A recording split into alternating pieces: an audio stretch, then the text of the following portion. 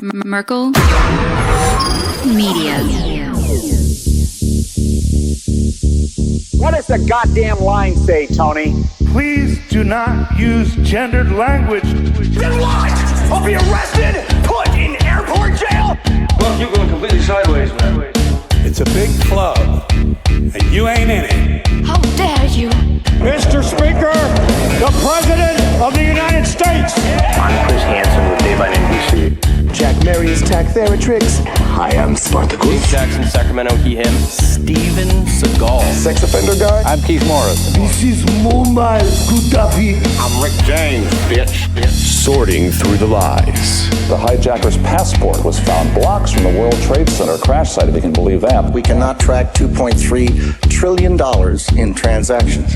And uncovering the centuries-long plan for world domination. Learning about Cuba, having some food. Let's talk about Chinese people. Have you ever been in a Turkish prison?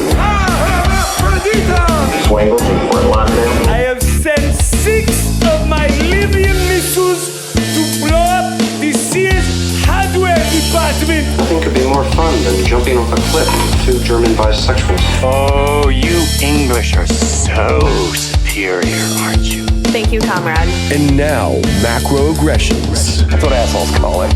With your host, Buddy, I don't know who you are, but you're about to get chlamydia. Charlie Robinson. Hey, Whitey, where's your hat? You want to drop the blame on Charlie and say it's all Charlie's fault.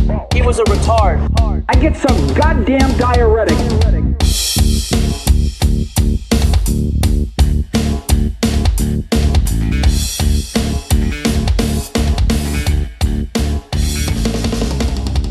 Welcome to Macroaggressions. I'm your host, Charlie Robinson. If you are watching us on Rockfin, Rumble, Band.video, Vigilante.tv, or you are listening wherever podcasts are served, thanks a million. We appreciate the support.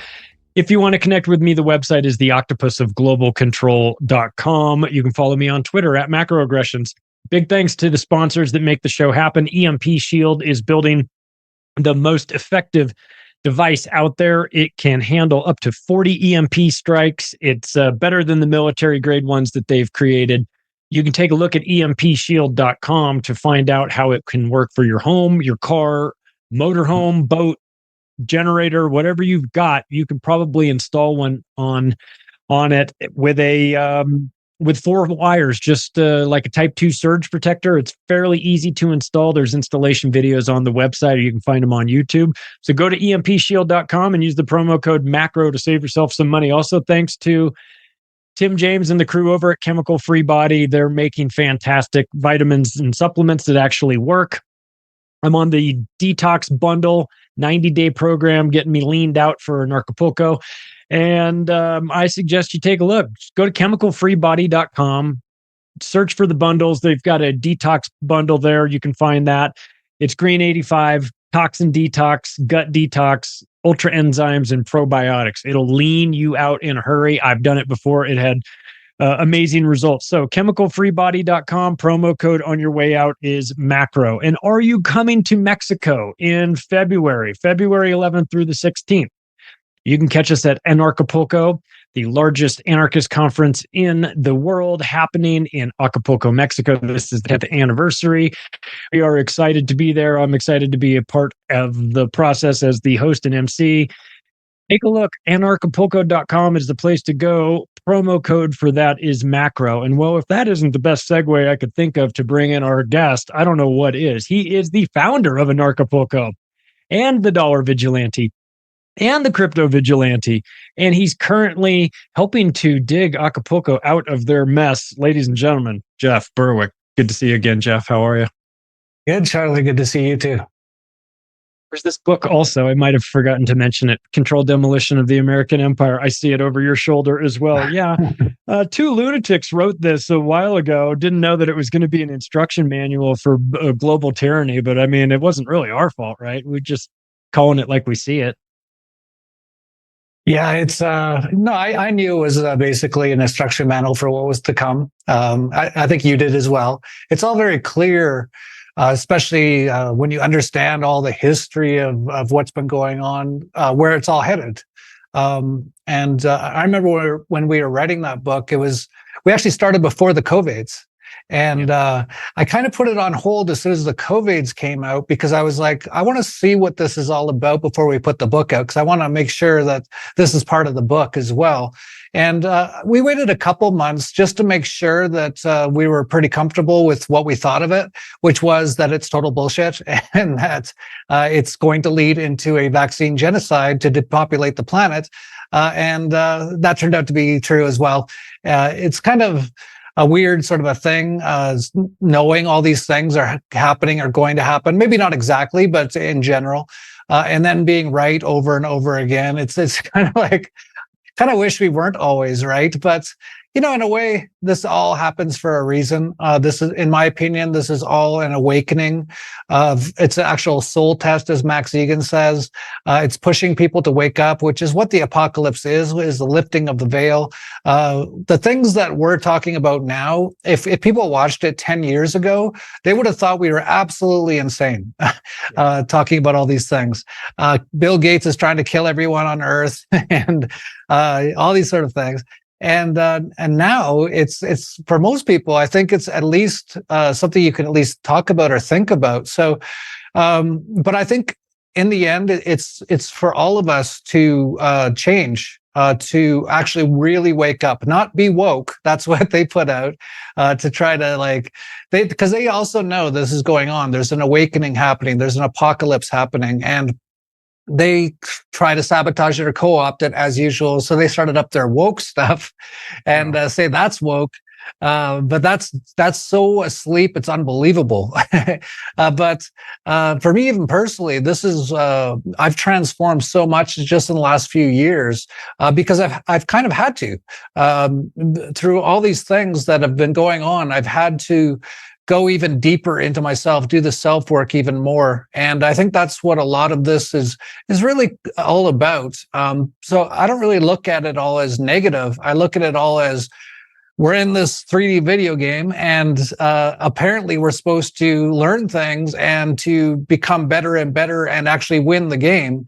And all this stuff is just pushing a lot of us to do that. And that's a lot, as you know, of the things that we talk about at Anarchapulco is about how to, whether it's in the health area, which has become quite big in the last few years. It's those guys in the butcher coats that are practicing are not there to help you in any way, usually, except for possibly emergency situations where you're in a car crash and you're bleeding to death and stuff like that. But other than that, for your health, the last person you would ever want to go to is a guy in a butcher coat who took about 3 hours of nutrition education in his 8 years of indoctrination. So people are learning about that. People are starting to finally learn about cryptos. Why do you need them? Well, the CBDCs are coming. Everyone's seeing how the banking system is so you can hardly do anything anymore. I hear about it every day from people about, I tried to transfer some money and they want to know what I had for dinner like 8 years ago, and that sort of a thing.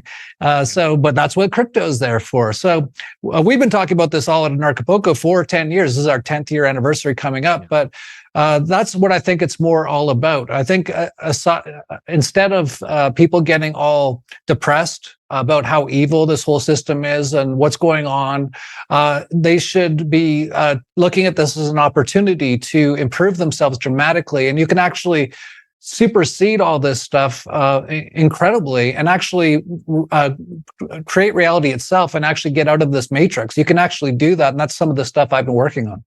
Yeah, I'll tell you, Anarchapulco for me has been such an eye-opener because I had this misconception the first time I came that it was going to just be about fuck the government and it was just going to be that. And if it was just that, I would totally understand it and it would be a great conference. But it's like a three-legged stool. There's that, there's, the government is evil and corrupt, but then there's also the health component to it. And then there's the crypto component. There's the homeschooling, unschooling side of things.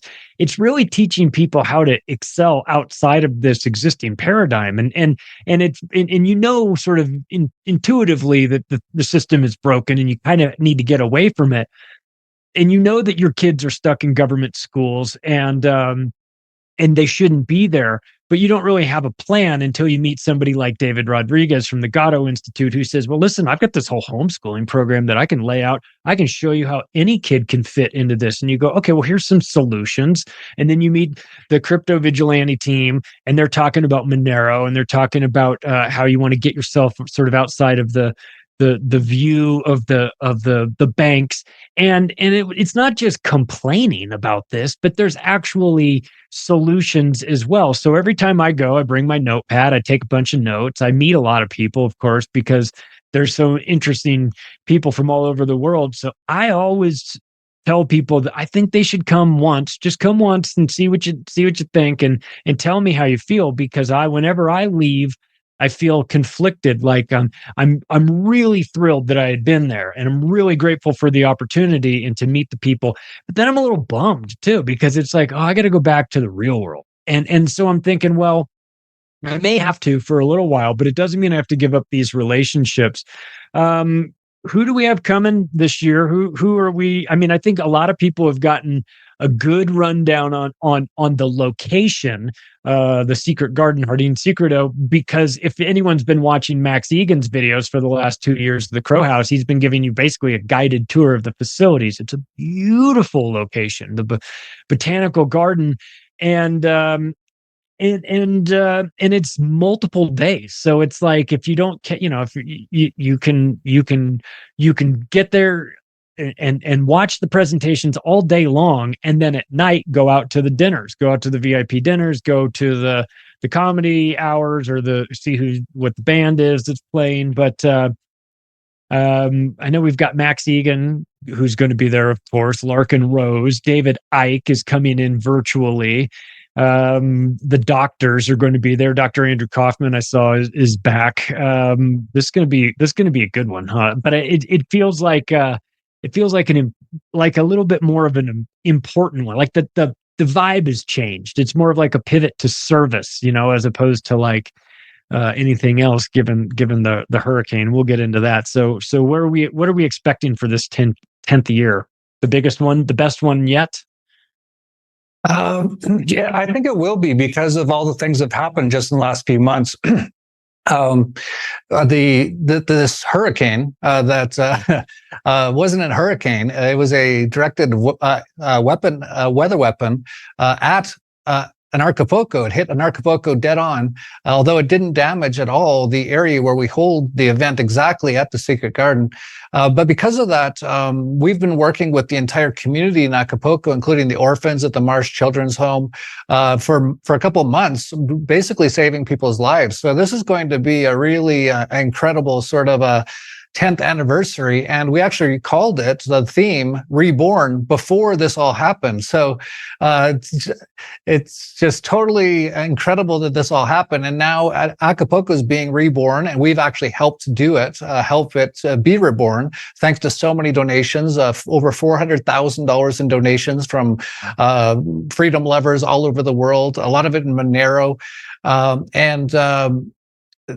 because of that, I think it's just going to be an incredible event. The orphans actually were some of the people who are really helping us to help other people who needed food, supplies, water, all kinds of things. So I think it's just going to be incredible from that viewpoint. As you pointed out, actually the very first year was 2015, and it was actually how you thought it was. It was a lot of people really just pointing out how government itself is illegitimate. It actually isn't even real. It's just a belief system in people's minds, and how the way, because it's based on violence and theft and extortion, it is at its basic level, an evil system. And because of that, it actually ruins so many things. And so we talked about that a lot in the first year. You can show just from any angle, from stats, numbers, you just look at, the more free countries on earth versus the least free countries on earth. So the least free are places like North Korea, the US. There's a lot of, less free countries out there, and they do a lot worse. The US used to do a lot better when it was a lot more free, like 50, 100 years ago. Even though it still wasn't totally free, it was a lot freer. They look at Dubai and Singapore, places where they have quite a bit less government involvement, definitely a lot less extortion. They always do better. So we pointed that all out, but after a couple of years, it started to become clear that, especially to me, that the answer wasn't so much pointing out the problem.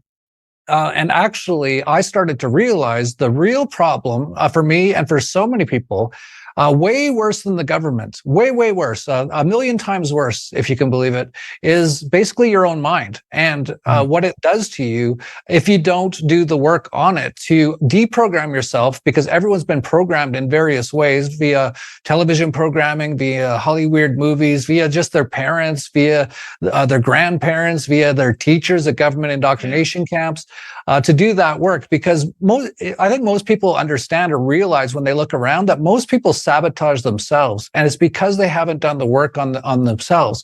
So I, along the way, really realized that far worse than the government is basically yourself. It's actually, you can do the work on yourself, and then even whatever the governments do is so much less of a problem for you, especially if you do the things that we've been talking about, which is disconnect yourself from the entire system. So don't send your kids to the government indoctrination camps. Unschooling is so much better. My daughter, by the way, who's 17, basically ran our operations for the last 2 months in Acapulco, and ran it like a boss. I didn't even ask her to do it. She just went and did it.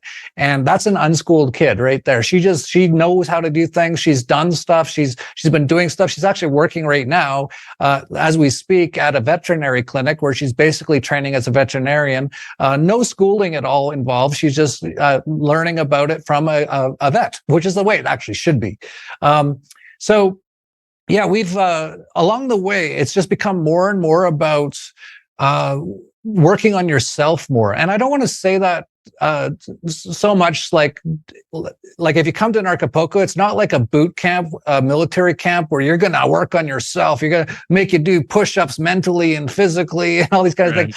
It's not like that, but you have the resources there for everything and people who are already doing these things to do work on yourself if you want. So it's kind of turned into like a bit of a retreat / like calling it a conference doesn't really sound right to me. I don't know about you. No, it's more. Yeah, my wife puts on conferences around the world for like corporations and everything. This is not that. It is a totally different animal, and thank God, because well, you're going to meet interesting people that you've never even considered interacting with. I'm always blown away by how many people I meet, and I say, "Well, where are you from?" And they say, "Well, I was from Canada, but now I live in Mexico," or "I was from the US and now I live in Mexico." Obviously, we get the Australians and the New Zealanders. They come up because they're living under tyrannical governments, and they want to get away from that. So I expect to see them there. But I'm always kind of surprised at how many expats show up, people that have either come to the conference and gotten the idea, hey, there's a better way of living, or just gotten tired of the system back home in Canada or in America. And this last year, the 2023 one back in February, it was nice to see all the Canadians that felt like they'd finally got they'd opened up the prison doors and allowed them to travel for once, to see Dan Dix and those guys going, hey, it's just good to be, it's good to be out and about. And that's who you're going to get there at the conference. I encourage people, look, there's worse places to be than Mexico in February too, right? I mean, I'm coming out from Denver and it's really cold and very miserable during the winter here. So I'm grateful to be out in someplace sunny, but it's a contagious environment. The people that I've met there make me want to elevate myself a little bit more. You mentioned, you talked about like working on yourself. If there's whatever you're into, there's probably somebody there that can help you with it. If not as a speaker at the conference, but then maybe with workshops or whatnot. The ayahuasca ceremonies I've done that. The DMT ceremonies, those are pretty powerful. I got a chance to meet Bearheart last year, the shaman. He's a good dude. I had a great conversation with him and talked about things. So I wind up, I don't know, it's inspiring. It's like recharging your batteries and keeps you going for the following year. But but that's just, I don't know if that's the location. Secret Garden's pretty awesome. I don't know if that's the location, if it's the people, if it's the topics, but it felt like, it always feels like way more than a conference. And I think that one of the things that really kind of caught me off guard, and I always tell this story, is how the first year I was there, I was waiting in the lobby of the Princess Munda, and it was like Friday night, and it was like about 8:00, and all these buses lined up. And I was like, what's going on over there? And I asked some guy that was waiting next to me, he goes, oh, those are the buses that are taking people to the nature preserve to let the baby sea turtles out at night so they don't get eaten. I was like, really? And he's like, yeah. I'm like, 3 buses? He's like, oh yeah. He's like, it's a hugely popular event. I was like, damn, man. In my mind, I was like, I guess the Molotov cocktail throwing contest isn't happening. You know what I mean? It's like, you're letting baby sea turtles out. Like, is that anarchy? But apparently that's like the most purest form of anarchy, right? Yeah, it's we have so many things like that. It's quite the opposite of what most people think it is. In fact, most people, your average person, thinks what we talk about there is all crazy and we're just insane. We don't inject ourselves with poison that Bill Gates like designs that changes your DNA. And, we actually had people speaking out about that even before it happened. We had Del Bigtree the year before, 2020 or 2019, talking about don't take any of these vaccines, any of them. And Dr. Sherry Tenpenny and a bunch of people actually asked me, like, why do you have these people here talking about vaccines? And I was basically like, you're going to see, because we could see it coming. We didn't know how. I would never have guessed how they did it. I still can't believe how they did it. Like there is no COVID, like it's made up, and people still to this day believe it's real. We're almost in 2024, and there's still people walking around with surgeons' masks. They're scared, they're gonna someone's gonna cough and they're gonna die. It's just incredible, but. It's, and we had Vice media come. People were mad at me for allowing them to come, but I'm like, anyone who wants to come, and even if they want to try to slag us, go ahead, because what we're saying is the truth. For the most part, if it's not 100%, we're trying our best to be 100%. But, if you want to feature that, and then Vice came and they're like, these people are crazy anti-vaxxers. They came during the height of the COVID pandemic. And, actually, that year, there was only one person who had a medical issue at the event, and it was one of the Vice producers who passed out at the event, and he had been lethally injected. And they were talking about in their thing about how we're all crazy, how we're all going to die. And so, for Anarchapulco, kind of for me, is a place where you can go where most people are pretty awake. And that's pretty rare. There's not many places you can go in the world where there's going to be hundreds or even thousands sometimes, but it is usually in the hundreds, probably going to be around 500 this year, something like that, where almost everyone's pretty awake to what's going on in the world. And that's just not very common. I'm lucky because most of my friends, my family, everyone knows this stuff. So I hear from people, they're like, I don't look forward to Thanksgiving dinners with the family, hearing about how I should get a lethal injection and why am I, doing this and who I should vote for and all these sort of things. And so I'm quite lucky that way. So I guess a little bit of Anarchapulco is showing you a bit of my life and my friends and my people, all in a beautiful location. As you said, in February, I'm here north of Mexico City right now. I've got this sweater on because it's freezing cold with this global boiling going on. And it's been so cold. They even had that COP28 and a bunch of their jets got frozen to the tarmac in Germany, which happens all the time, but they keep trying to push it, all this global warming hoax stuff. But at Anarchapulco for at least 1 week, and it's actually more than a week, really. If you come for, there's a whole other week afterwards. If you come for it, you can be around kind of sane people. But most of the world consider us all insane, and that's fine because they're insane themselves. It's very clear to see at this point. Even, back in the old days, I'd be saying most people on earth are non-player character, brainwashed slaves. And I think a lot of people were like, not most, Jeff. And then you saw the COVIDs. It's just like they all watch the television. They're all just programmed and they just put on their surgeon's mask and, stand 6 feet apart and shut down their businesses and all that kind of stuff because the television told them to. So we're starting to see that. It's a very interesting time where even the Vice reporter, by the way, when we were doing all these recovery operations, which is almost all the people at Anarchapulco were doing, she made a little post about these people aren't as bad as I thought they were. It's like, no, we're not at all. But you guys are brainwashed. And, you can't really talk to brainwashed people. They're fluoridated, they're brainwashed, they're lethally injected, they're chemtrailed. They watch a little Black Mirror all day, which just programs them in so many ways. They go for 12 years of government indoctrination camps where they get programmed. You basically can't talk to them. But at Anarchapulco, none of those people are there. So for like a week, you get to just be around just what I call just normal people. It's the way people should be, but there's not many of them. No, and they come in all age ranges, and all ethnicities and nationalities. And I would remind people, if you can't make it, that's cool. We understand, but there's a live stream component too. You can watch it from the safety of your home. If you can't travel, or if you're not ready to get out, or you can't swing it financially, that totally understand. There's options where you can live stream it. I think it's worth it. Let's talk a little bit about what you guys have done to get the city ready for Anarchapulco, because HurricaneOtisRecovery.com is a website I've been sending people to so that they can get involved and donate money.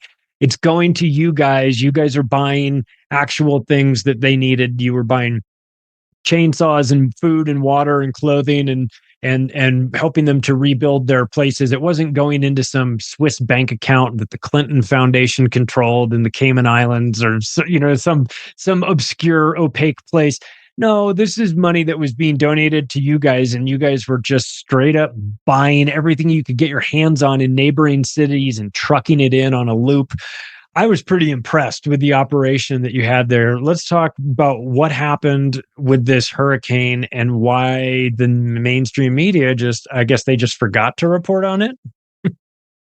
I think they don't want people to know what really happened, because it actually, for normal things, a Cat 5 hurricane hitting dead on a city in Mexico, that should be number one news on all the fake stream media, talking about global warming and how these hurricanes are getting so much worse, and you got to pay your carbon tax and eat bugs, and you can't drive your car anymore. Like it was a perfect thing, but they actually didn't even, it was hardly anywhere.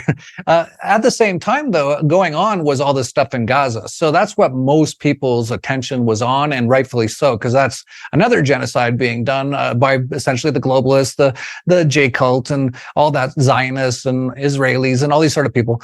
But hardly anyone knew it even happened, and even people in Acapulco didn't know it was happening. On the evening it happened, I was one of the only, I don't know how this happens, but I was one of the only people who knew about it in the whole world.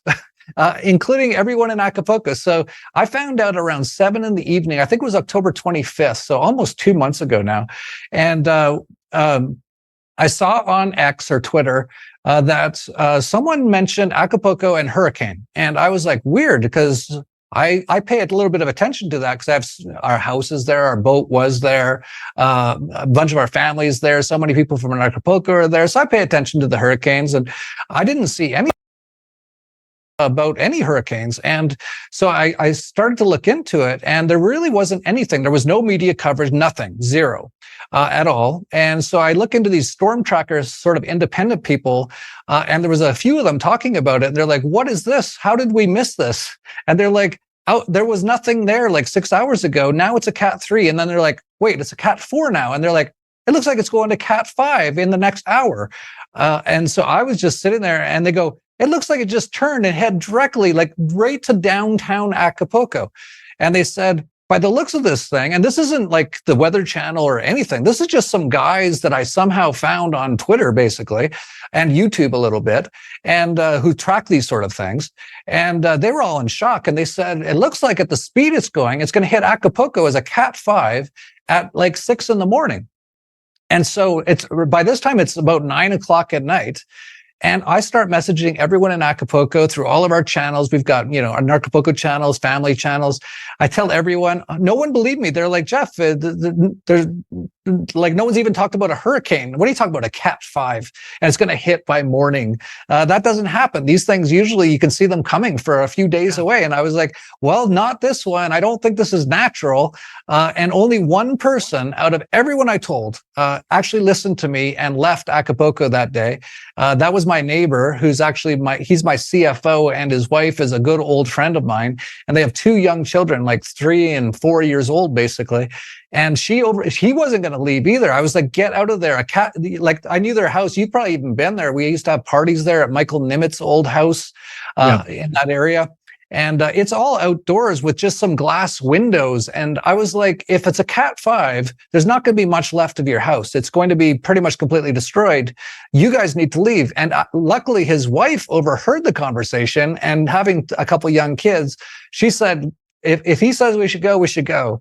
And then they said, well, we don't have a car. And I was like, I live up the street. I'm going to have someone bring down my small car for you.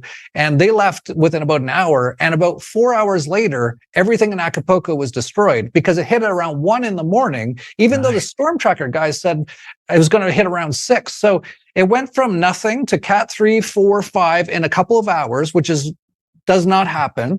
And then it took a right turn and headed directly for Acapulco and went way faster than anyone thought it could. And then it hit, and from there, everything's no signal, nothing. So I didn't know anything. I was up here north of Mexico City, and it hit just after 1 o'clock, and it was about 3 hours straight of 200 mile per hour plus winds. And pretty much every window in Acapulco was broken. A lot of houses were damaged or destroyed. And we didn't really know anything for like 2 days afterwards, because we had to send people down. They had to get in there, then get out to get internet access to even contact us. But all of that happened in a matter of hours. So everyone in Acapulco that night basically went to sleep, not even knowing there was a tropical storm in the area. At 1 a.m, all of a sudden, they were in one of the biggest storms that's ever hit anywhere in the world, a population center. And then as soon as it had done, it just sat on Acapulco for like 3 hours. Like it was like a giant tornado. It wasn't like a hurricane. There wasn't a lot of rain at all. There was barely any rain, which is not normal for hurricanes. It just sat there for 3 hours, like grinding it up. And then it just disappeared. It was just gone. When I drove into Acapulco just, a week after that, or maybe 2, I'm looking on Google Maps and I see Acapulco, and it's got this gray outline, which basically shows the outer reaches of all of Acapulco. And so as we're driving, until we hit that gray area, everything looked completely normal, like nothing at all had happened. And as soon as we got into this map area of where Acapulco is, everything's flattened.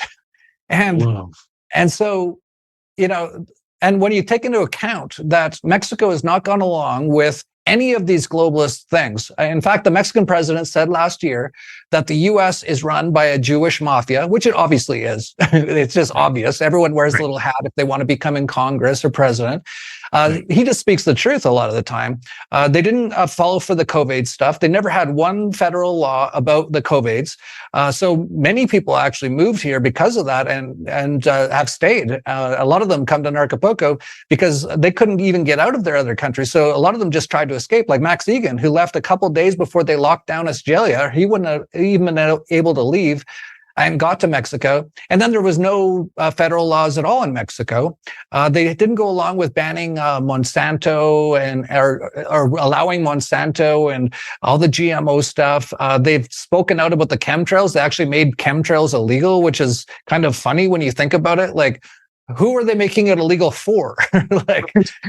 Don't you go flying airplanes up there and spreading chemicals. You're like, who's doing that exactly? Well, I think we kind of know, right? It's the globalists, the NATO, the CIA, all these operations, these things. But because of that, I think they targeted Mexico. And so earlier this year in February, 3 Mexican oil refineries in 3 different parts of Mexico all blew up on the same day, sending a message. That's not a coincidence, all on the same day.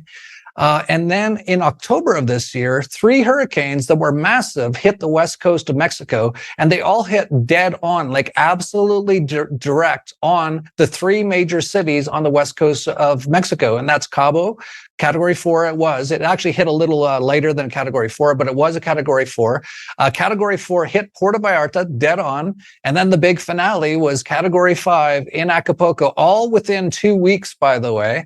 And then the media didn't even cover it because they didn't want people looking into it too much. But this was a attack on basically Mexico. And while they're at it, why not hit Acapulco, where there's a lot of freedom lovers, where Acapulco is? And Max Egan even tracked the hurricane afterwards. Where was the first point of contact? It was at his house.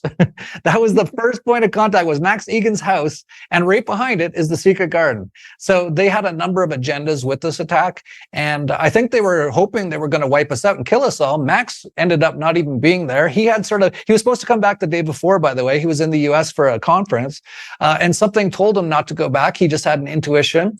And my wife told me a month before that we can't go to Acapulco in October because some big energy was going to hit it. She got told when she was praying this was going to happen.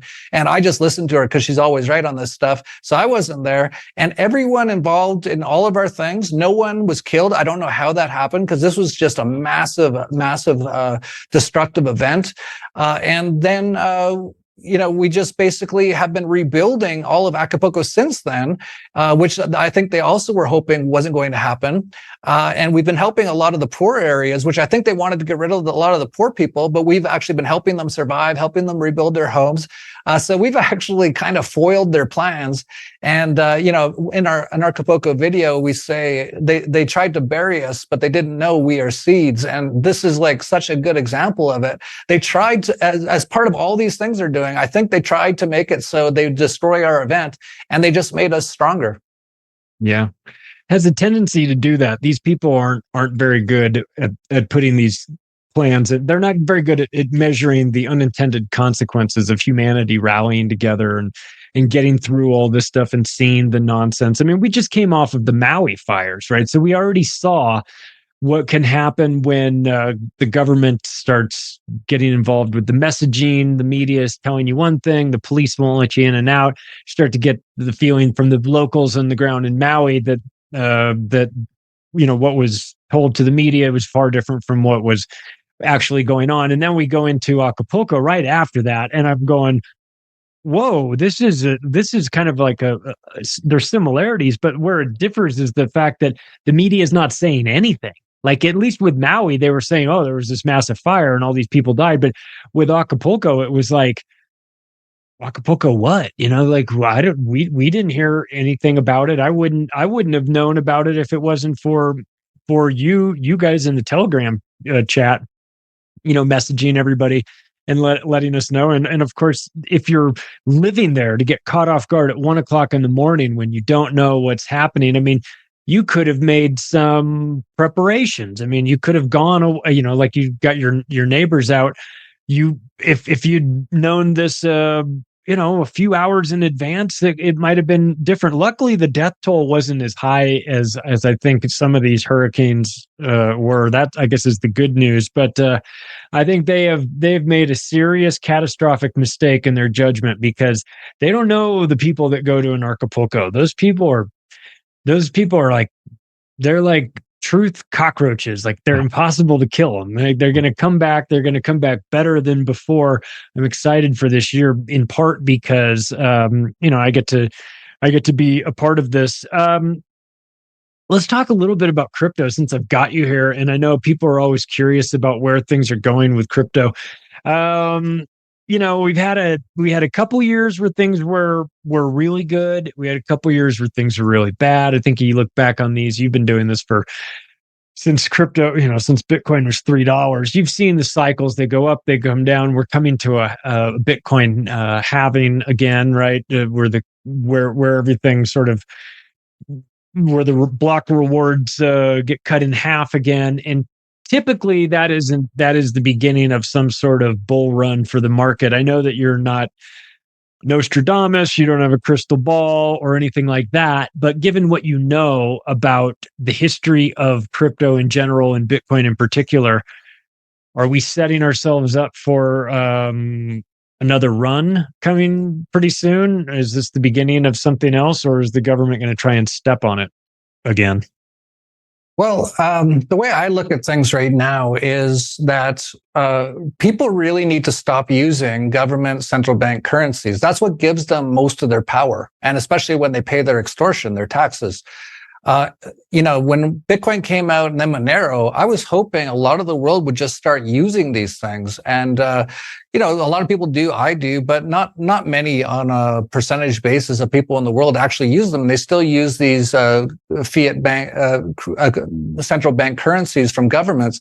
And that's what gives them most of their power. So I would say before even talking about where it's going, that people really need to start taking advantage of this money system that gets away from their corrupt money system that just destroys people. They can't have any of these wars without these central banks. They can't have a lot of this poverty without all these central banks.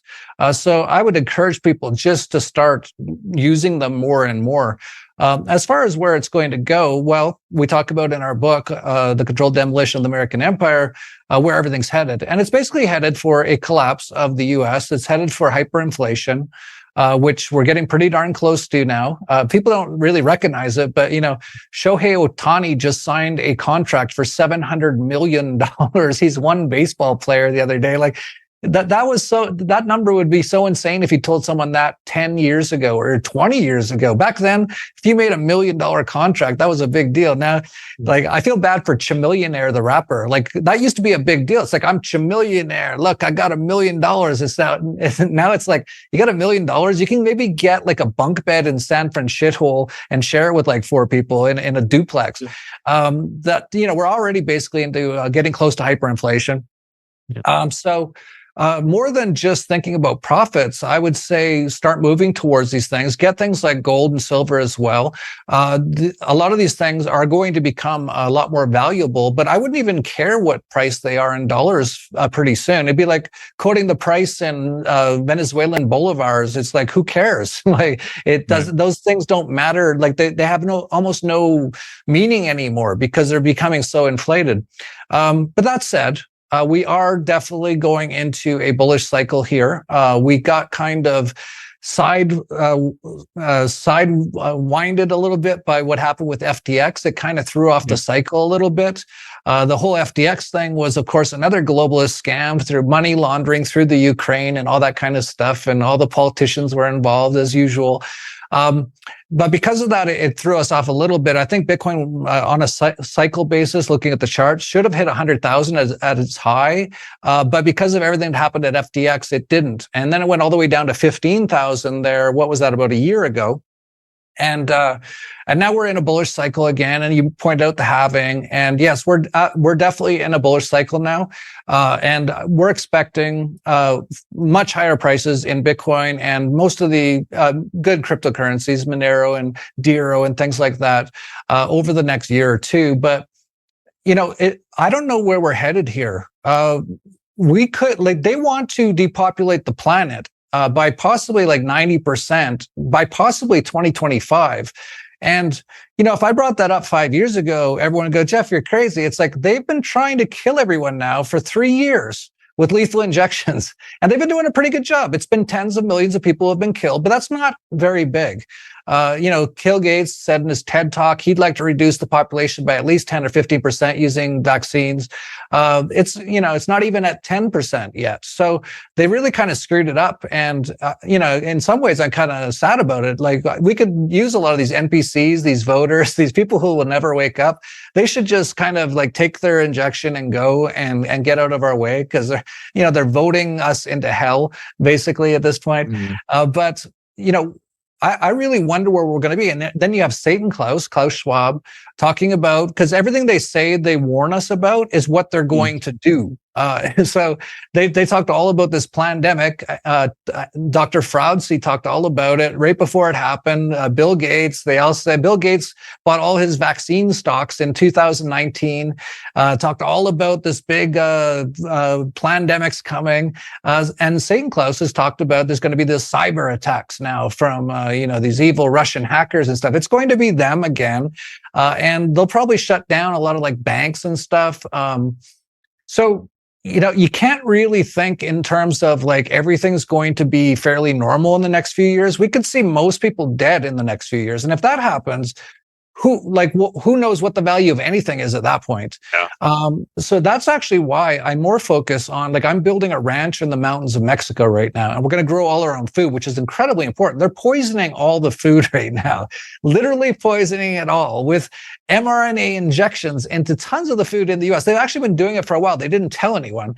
So we want to grow all our own food, get all our own water, filter it completely, of course, have all of our own power via solar and other means as well, be completely self-sufficient for what's coming. And that to me is way more important than, where's Bitcoin going to be in a year or two? Because I don't think, unless I'm wrong and they don't do a lot of the things they said they're already going to do, the things that are going to happen in the next year or two are going to be things that are apocalyptic level, biblical level events that who knows what will be the value of anything at that point. They even wrote about that in the Bible about the apocalypse, that during this time that gold and silver and anything won't have any value. And I kind of see that's where it's kind of headed. But that said, I do have some crypto, and if we're still alive, and most of the people in the world are still alive in 2 years somehow, it'll probably be much, much higher. So I would go with that. But it actually hasn't been my focus or priority for a couple of years now, which is kind of weird because I have a newsletter called The Dollar Vigilante where we tell people how to make lots of money. But I have actually been more focused on survival and how we're going to survive and how we're going to live now. And it's actually so much better than how most people live in cities, which are turning into like concentration camps in so many ways. And they want to bring in these smart cities now and their QR codes. And I think that's going to be more of the issue going forward in the future. But most people can't see that could happen, and they can't imagine it happening.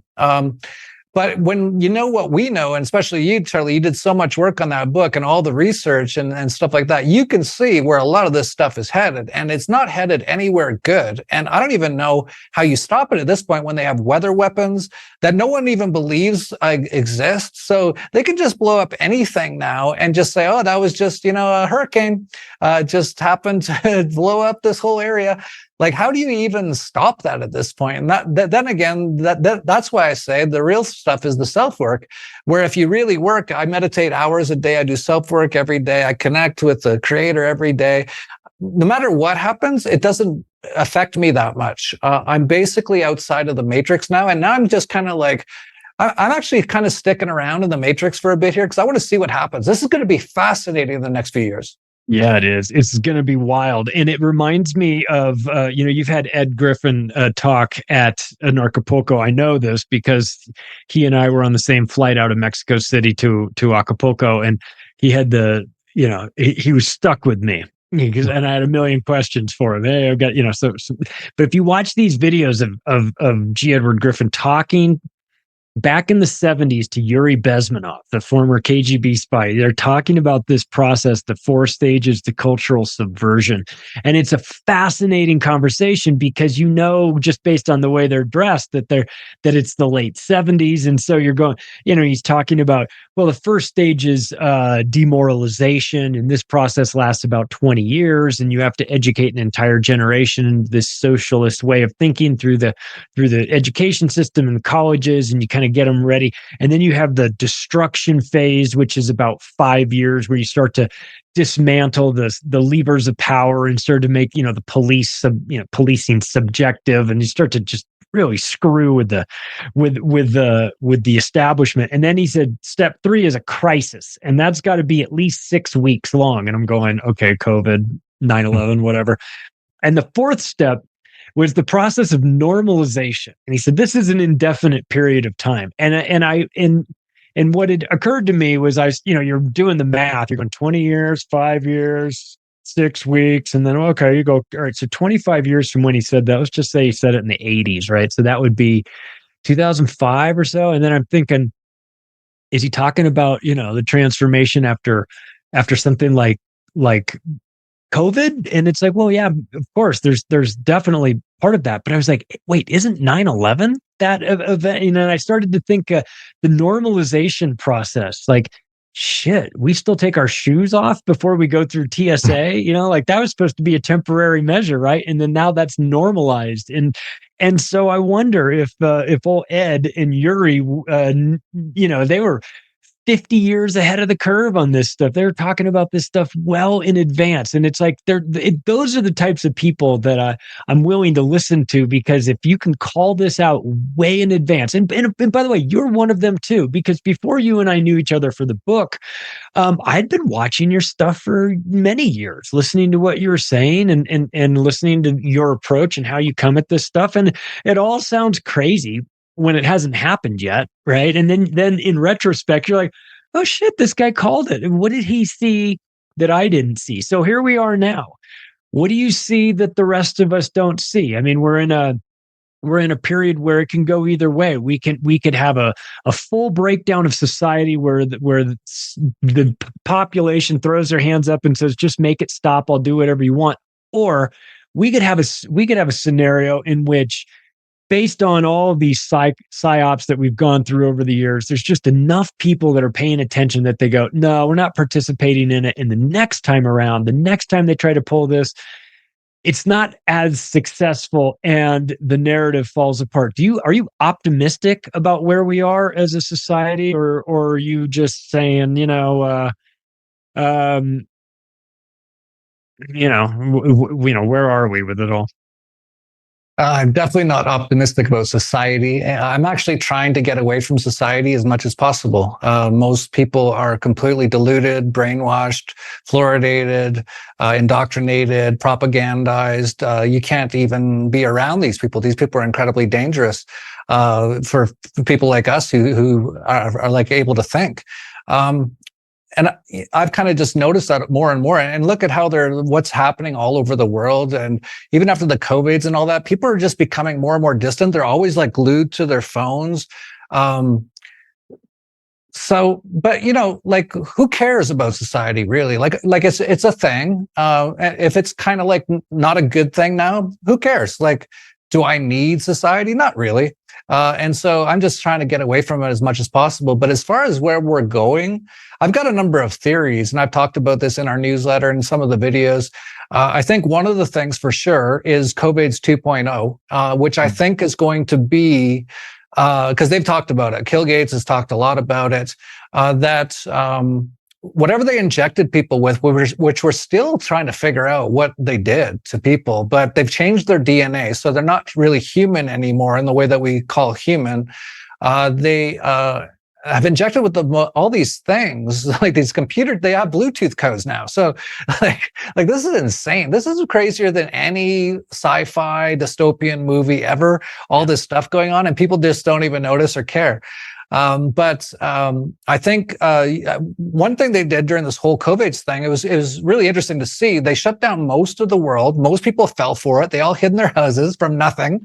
And then they put up these 5G towers like everywhere in the world, just like they hid them too. Like they're everywhere. These are like microwave ovens for people that they set up.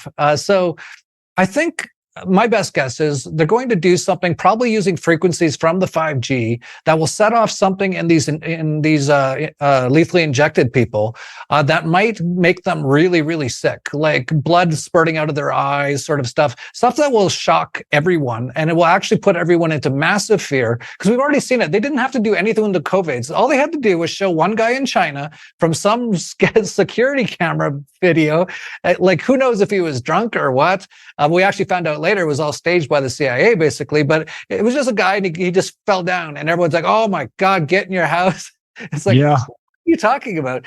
But if this one actually everywhere in the world, you're seeing people dropping on the streets, blood spurting out of their eyes, everyone in the world's going to go into massive fear. There's not going to be anything that any of us can say to them. We can't tell them what's actually happening. They won't be able to hear. They'll be scared to death. They'll try to kill you for even talking to them because they'll be so scared of dying. So that's why I say get out of society. But I think they're going to do that. And that'll really, like, they've already got all the anti-vaxxers all databased and all that kind of stuff already. So then they'll say, well, all these people caused it because, this new virus came out and they were saying it's fake and don't fall for it, don't stay home. And now look, like half the people are dying. So we're going to round up these people up. They've already got the camps built. What's it called? The Joy Camp in Australia. They got a funny name for it. Do you remember what it's called? No, but I remember they had the ad campaign for it made me feel like it was like an Abercrombie and Fitch ad where they had like young 20-something teenage Australian girls sitting out having coffee on their front porch of their concentration camp. And I was like, what the fuck is this? We're supposed to pretend like this isn't like you're in a jail. You're in like a jail with a fence around it. And it was like, oh, I'm just having my coffee. It's like, shut up. Yeah, it's not called Joy Camp. It's something like Happy Camp or something. But anyway, so Orwellian. But they've got that in most countries now. So I think they'll start rounding people up like that. And then there's the whole World War III thing, which we're starting to see. They're starting to do. It all started on October 7th with the false flag attack Israel did on itself, just like 9/11. We should actually really do an updated book. It's only been a couple of years and there's so many things to update on. It's amazing. No. But they did that attack on themselves, and then they're doing a genocide in like live streams, and that's meant to, in my opinion, make so many people in the world angry, and then to stage like I say fake war because it's all controlled by the same people, but they'll probably have. They'll probably sink a U.S. ship, just like they did with the SS Liberty. With Israel, did that to try to get them into their Yom Kippur War or whatever war that was. And they'll probably do something like that. They've got all the U.S. Navy ships over there already, so they're just ready for it to go. They'll sink one. They'll say it was Iran. It won't be Iran. It'll have been Israel or the U.S. or one of their energy weapons. And then they will attack that. And then a lot of the other countries will attack Israel. And I actually think they might destroy Israel, which actually doesn't sound that bad to me at this point, just because of how heinous what's happening in Gaza. And so many people, not all, but a lot of people in Israel actually support it. But this is all, in my opinion, going to be done on purpose. I think a lot of the Jews will go to the Ukraine, which they've been setting up. They've actually been genociding everyone in the Ukraine, the men, for the last couple of years. And they've already started moving there in the tens of thousands because a lot of the really evil Jews are Khazarians from Khazaria, which is in the Ukraine. So they're going to move them there. Then they'll do the World War III, which will be bring in Russia and China with Iran. They'll use a bunch of energy weapons. I don't think nuclear bombs are even still real. I think that was all a hoax, but they have far worse weapons now, as we saw during 9/11. Like whatever turned those towers into dust in 10 seconds, that's a pretty serious energy weapon. So they'll do something like that. They'll say it's nukes. They'll kill, I don't know, hundreds of millions, maybe 1 billion people. Deagle already put out their forecast. This is a serious military company that does serious forecasts. And they said by 2025, the U.S. population will be down by like 70%, Canada 70%, Israel 70, 80%, UK 80%. Interestingly enough, Mexico, no change. So this is going to be mostly what's in our book. They're going to destroy the West with this World War III sort of event, which is all not really real, but it's all staged by the same people. They'll probably do that around the same time as the COVIDs 2.0, just to like get everyone into like unbelievable amounts of fear. Then, of course, the economy and everything will just go to zero, and the currencies will hyperinflate. And they'll blame it all on, it was the COVIDs and World War III. It wasn't all this money printing and all this debt that they've been going into for 100 years. And by then, most people will be dead, and we'll see what happens. So that's my outlook for the next couple of years. I could be wrong. I don't really even care if I'm right or wrong. Whatever is going to happen is going to happen. I have no stake in the outcome. I'm just going to live every day, just, spending time with my kids and my dogs. And, we're all going to die at some point anyway, whatever happens. But I think it could be something as bad as that. It might not be as soon as 2025. It could be by 2030. They keep talking about 2030 as well. That's a huge year for them, where they want to do all these things. but they're also losing lots of power, and they're losing lots of people are waking up. But I think they're too slow, and they're always one step ahead of them. I think this COVID's 2.0 will get them all. Like even the anti-vaxxers will be lining up for their vaccine because they'll be seeing people all with blood coming out of their eyes, and they'll be panicking, and they won't be able to think. That's what they put people into fear for. And so most people probably won't make it through what's coming. I know that's not a very you're like, are you optimistic about society? I'm like, I think most people will be dead in the next couple of years, at least in the West. But maybe not like in Mexico and stuff. Like Deagle says, no change in population in Mexico. So they might be just destroying the West, and then, which is all we wrote about in our book.